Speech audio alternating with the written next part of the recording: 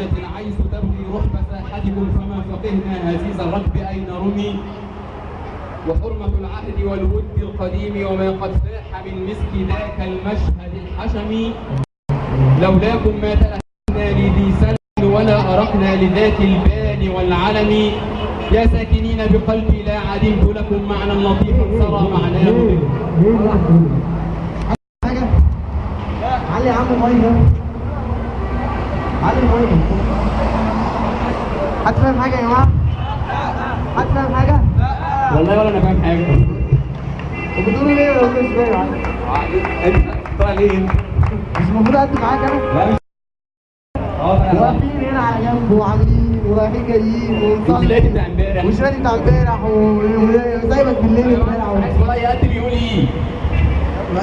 يا محمد حد فاهم حاجة يا جماعة اللي هو كان بيعمل؟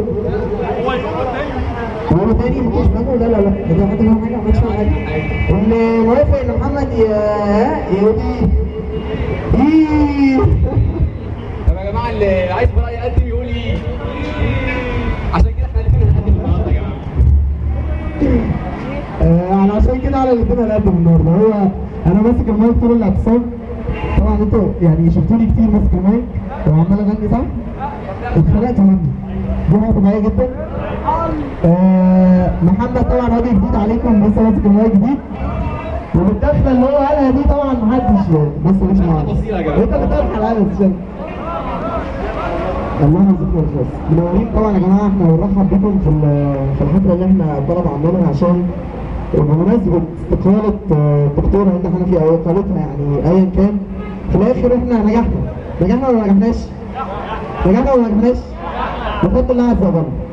ربنا زي ما قلنا قبل كده إن ربنا عز وجل زي ما أسقط النظام زي ما خلع المخلوع فخلع امرأة هزت عرش اسكندرية. الدكتورة هند حنفي طبعا معروف تاريخها النضالي في الجامعة ومعروف تاريخها النضالي في البلد. الدكتورة هند حنفي كملها بقى. يا جماعة الدكتورة هند حنفي أول امرأة في تاريخ مصر تتولى منصب رئيس الجامعة عام 2009 بتعيين رئيس الجمهورية المخلوع محمد حسني مبارك. حد كان عارف المعلومة دي قبل كده؟ حد كان عارفها؟ اللي كان عارفها يرفع ايديه.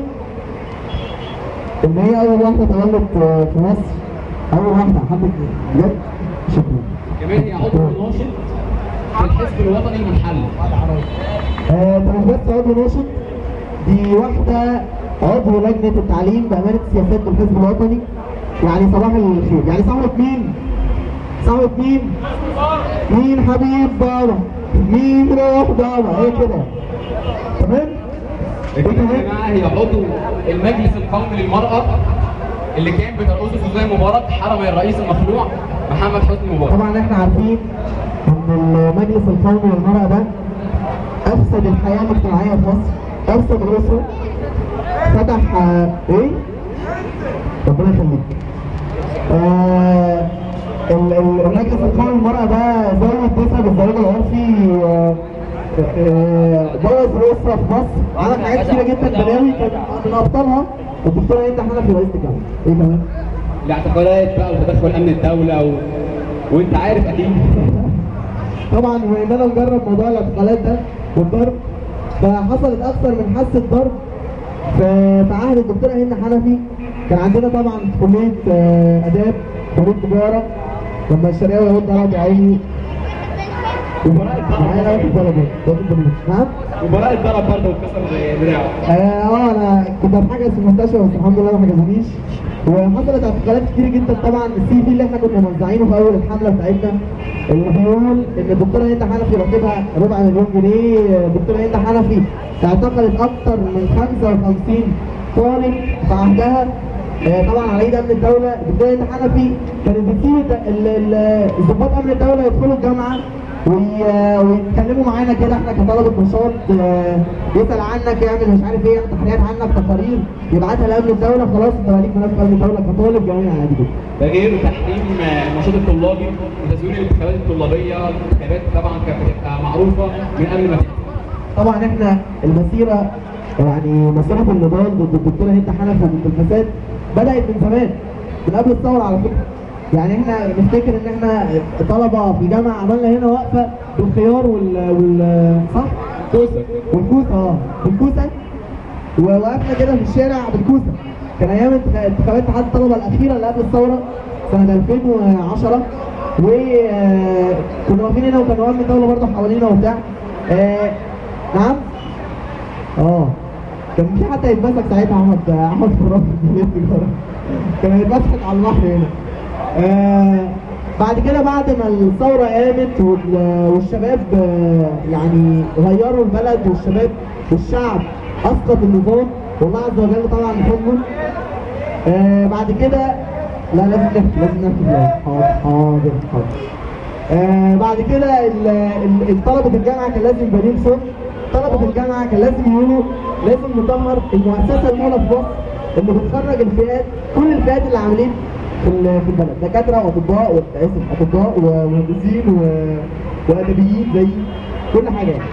ايه كمان يا براء لان ما فيش، ما ينفعش بعد الثوره ان يبقى الواحد ليه مطالب وما تحققش، فكان لابد تصعيد من اللجنه التنسيقيه لحمله كمل ثورتنا ونطهر جامعتنا اللي تم انضم لها اعضاء هيئه التدريس والطلاب والموظفين وكل الجامعات.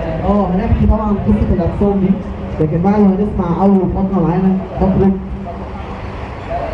يهودا هنسمع اغنيه ان شاء الله مع واحد كان معانا في الاعتصام وجالنا في حفله من الحفلات، غنى اغنيه جميله جدا. هنسمعها كلنا مع بعض مع الشاب الاسكندري الفنان المطرب الجميل الصديق الحبيب جدا جدا جدا مصعب هنداوي. سقفوا بقى. السلام عليكم. يمكن يعني الفرحة مستمعين شوية زي الباقي يعني.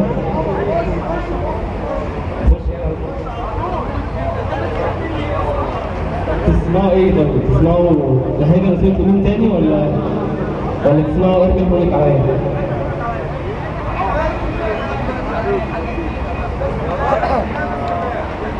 ارجع حولك عليا وانا اشيل عنك شوية يا مصر يا اللي عندي من كل الدنيا دي. ارجع حولك عليا وانا اشيل عنك شوية يا مصر يا اللي عندي من كل الدنيا دي، من كل الدنيا دي. يا بلدي يا حتة مني عمري ما بصيت لغيرك، بشتاق لك غصب عني أصل اتربيت في خيرك. يا بلدي يا حتة مني عمري ما بصيت لغيرك، بشتاق لك غصب عني أصل اتربيت في خيرك. ارمي حمولك عليا وانا اشيل عنك شوية مصر يا اللي عندي من كل الدنيا دي. يا مصر الله عليكي انا عشقك للنهاية، لو مهما انا قلت فيكي يا حبيبتي مش كفاية. يا مصر الله عليكي انا عشقك للنهاية، لو مهما انا قلت فيكي يا حبيبتي مش كفاية. ارمي حمولك عليا وانا اشيل عنك شوية مصر يا اللي عندي من كل الدنيا دي. ارمي حمولك عليا وانا اشيل عنك شوية يا مصر يا اللي عندي من كل الدنيا دي.